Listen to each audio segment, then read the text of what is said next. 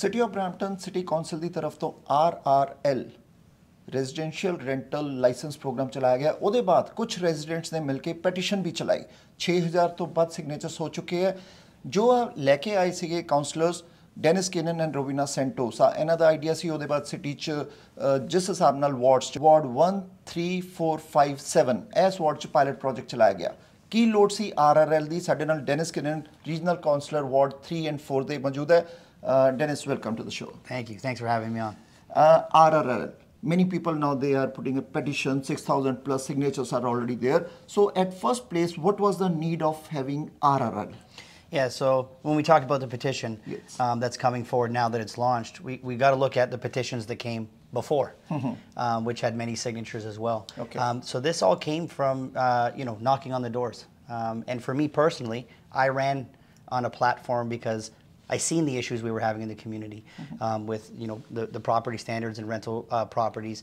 A lot of too many people inside the homes, very unsafe, very unhealthy, and that's where this came from. This is about safety and about holding landlords accountable to the property, to the community, and about the safety of the people living inside. When we look and hear instances of international students, 17, 18 people living in one area of a home, that's unsafe.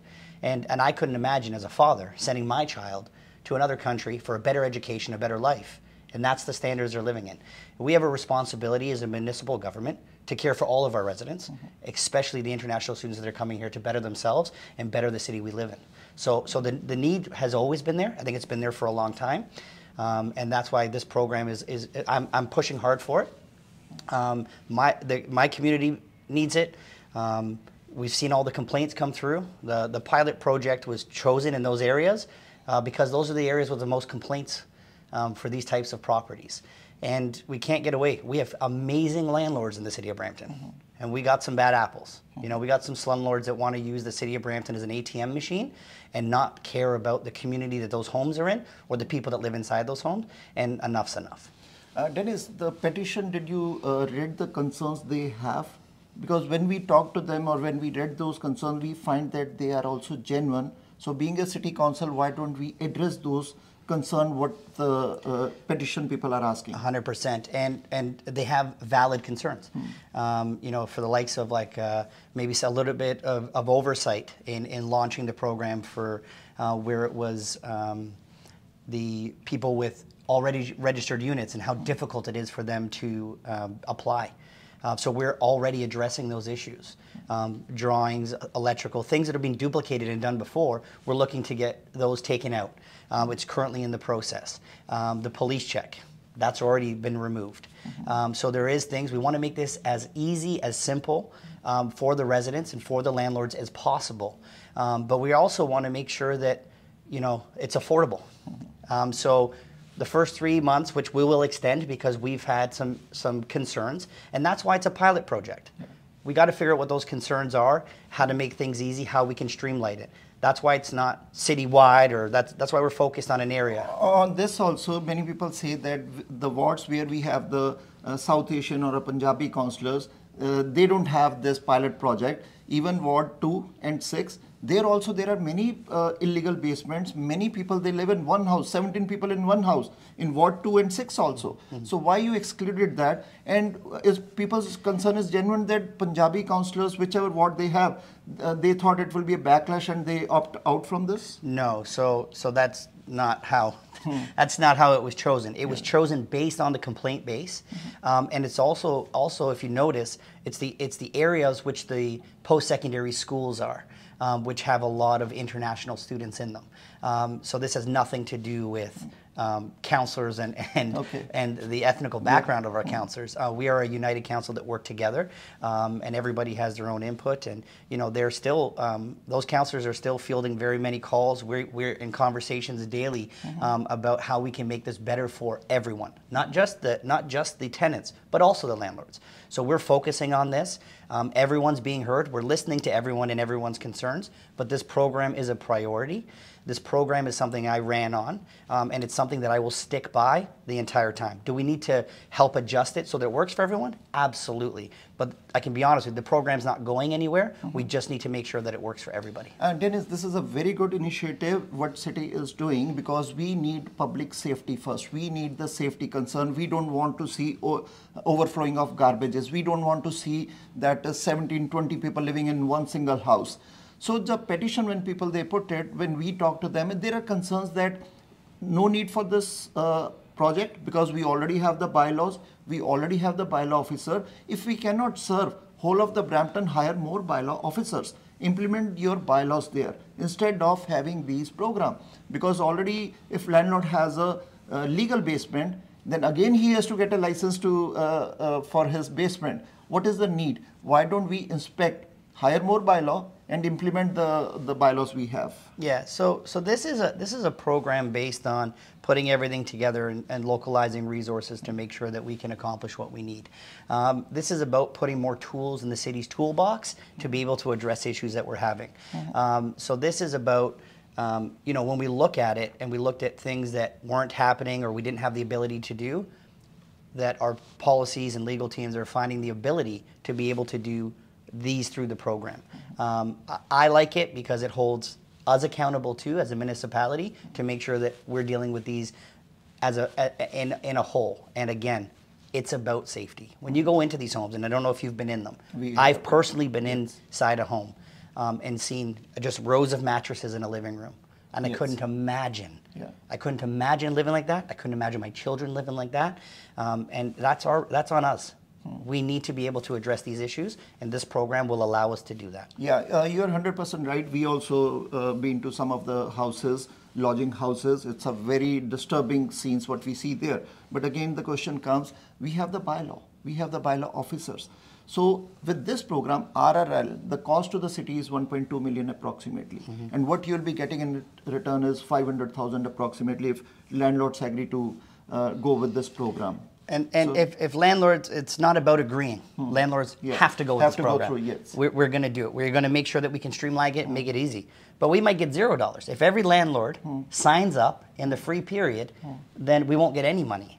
But we know based on what I call slumlords, based on them and us having the ability to find them, we'll make our money back. So how much is the fees? The fees, it's a $300 fee that's waived if you sign up in the first 3 months, which will be extended. So why these petition people say that the fees is not $300, it's $2,000 for all the certification. So what certification do you removed? So I believe, and I you know, based on what I've been told, is when they were going to do the application process, there was additional information that we had required, being drawings and so forth, and there was fee associated with them, either getting those back if they never had them, calling for an inspection for electrical.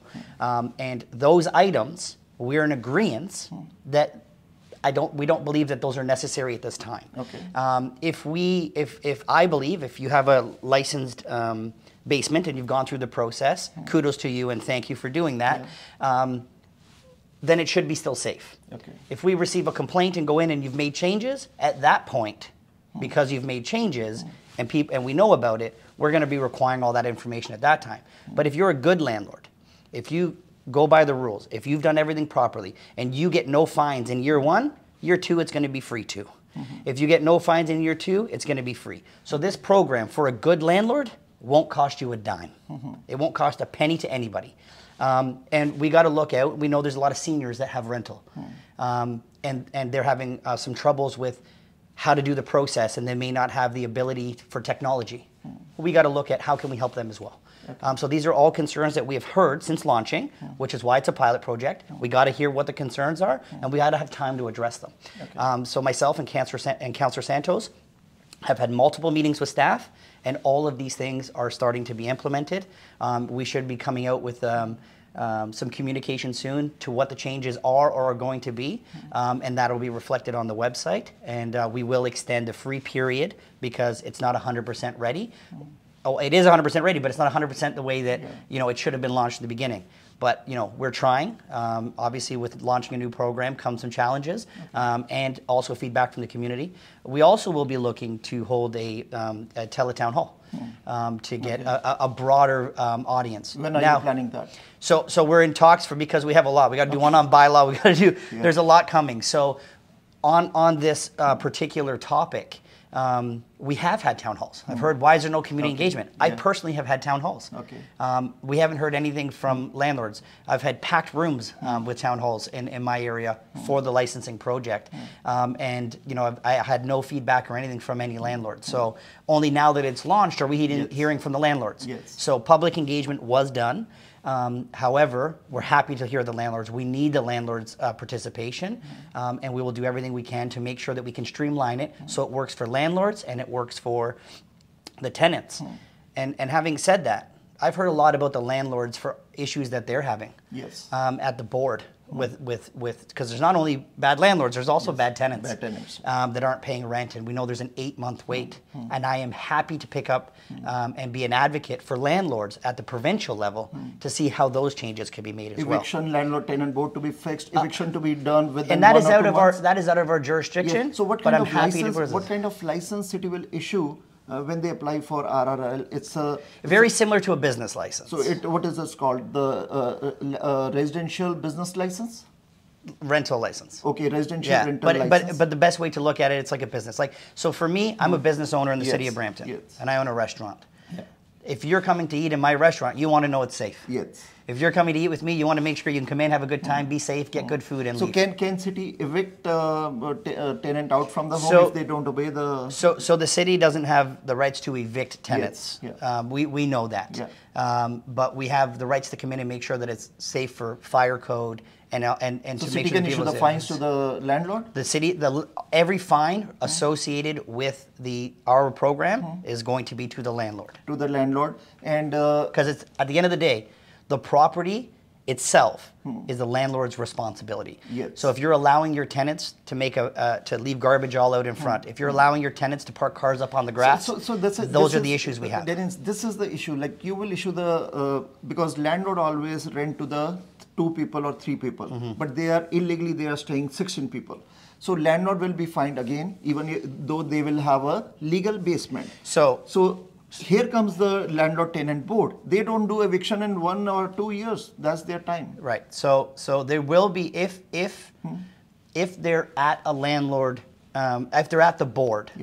We won't be fining. If they show us we're at the board, these are illegal tenants, there will be no fines on the landlord. Those are the landlords, and I've had landlords come to me saying, "How can you help me? I've only signed a lease for 5 people and 15 people live in there. We're at the board." So landlord has to go to the board first. They have to deal with it regularly with the board. But we understand what they're going through, and we're not going to be laying fines because we understand this is a tenant issue and not a landlord issue. So liability comes to the landlord, that it's their responsibility to report to the board, then inform the city also that they are living here, so you won't find them. Exactly. Okay.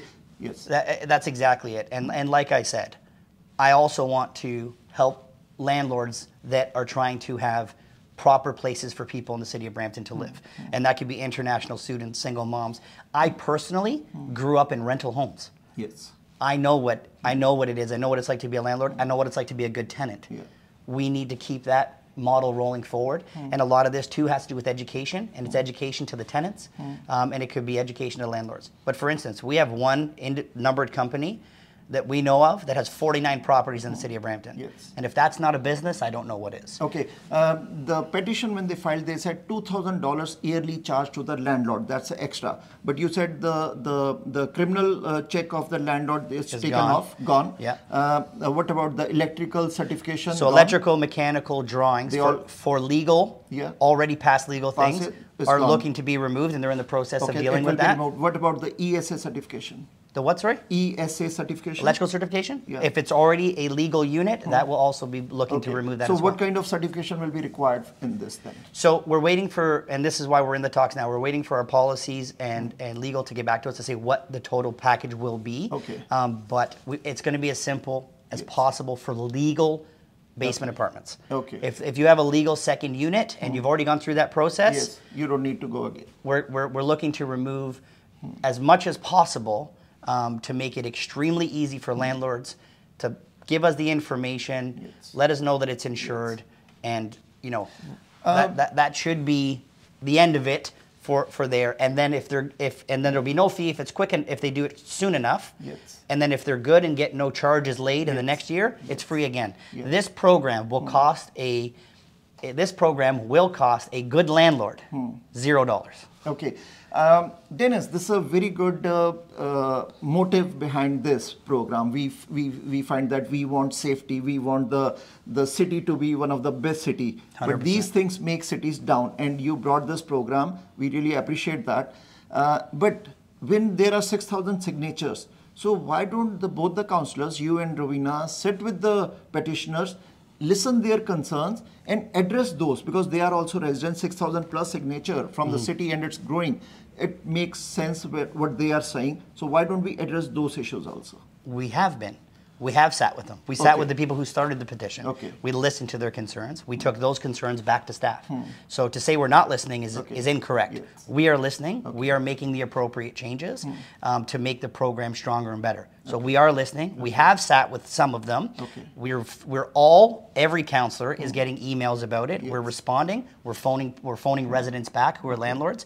I have yet to phone a landlord back that didn't, at the end of the call, agree with what we're doing as a municipality. Once they understand, they would tell me what their issues are, and we're already addressing the issues that 99% of the landlords have. Those issues are being addressed. So we are definitely listening. If there's one thing I can tell you about this council, it's a council that listens to the community. Okay, so do we have enough bylaw officers to implement our bylaws, which already we have, and with this new RRL laws? Yeah, so there is bylaw officers coming in. There was additional support put through in the budget this year, and we will continue to add to that as necessary. This is a program that we're behind, and whatever resources need to be put behind it to make sure it's successful will be put behind it. So at this moment, you don't know that how much extra fees will be there for the certification. You said that legal team will be back with the new package? Yeah, so they'll be coming back with our policies and procedures and everything to be put in place. And once we know what that is, that communication will come out through city communication avenues, and you'll be one of the first to know. Okay, thank you, Dennis. Appreciate your time. Thank you. Thank you. So आज के councillor Dennis Keenan ward 3 and 4 ਦੇ regional councillor RRL ਜਿਹੜਾ programme ਹੈ ਉਹਦਾ motive ਅੱਛਾ ਹੈ ਕਿ city ਨੂੰ ਅਸੀਂ clean safety overflow of garbage region appeal ਨੂੰ ਇਹਦੀ ਬਹੁਤ ਮੁਸ਼ਕਲ ਹੁੰਦੀ ਹੈ ਔਰ ਇਹਦੇ ਨਾਲ ਜੋ ਇੱਕ ਘਰ 'ਚ ਅਨਸੇਫਟੀ ਜਿਹਦੇ 'ਚ 14 ਤੋਂ 20 ਬੱਚੇ ਰਹਿੰਦੇ ਆ ਉਹਨਾਂ ਤੇ ਵੀ ਨੱਥ ਪਾਣੀ ਬਹੁਤ ਜ਼ਰੂਰੀ ਹੈ ਲੇਕਿਨ ਜਿੱਥੇ ਪੈਟੀਸ਼ਨ ਜਿਨ੍ਹਾਂ ਨੇ ਲਾਈ ਹੈ ਉਹਨਾਂ ਦਾ ਵੀ ਕੋਈ ਕੰਸਰਨ ਹੈ ਬਹੁਤ ਜੈਨੂਇਨ ਕੰਸਰਨ ਹੈ ਸੋ ਅਸੀਂ ਚਾਹੁੰਦੇ ਹਾਂ ਕਿ ਜਿੱਦਾਂ ਡੈਨਿਸ ਕਿਨਨ ਨੇ ਕਿਹਾ ਕਿ ਸਾਰੀ ਦੋਨੋਂ ਪਾਰਟੀਆਂ ਨੇ ਬੈਠ ਕੇ ਗੱਲਬਾਤ ਕੀਤੀ ਹੈ ਸੋ ਨਵਾਂ ਜਿਹੜਾ ਪੈਕੇਜ ਆਏਗਾ ਕੀ ਉਹਦੇ 'ਚ ਹੋਏਗਾ ਆਉਣ ਵਾਲੇ ਟਾਈਮ ਤੇ ਦੇਖਾਂਗੇ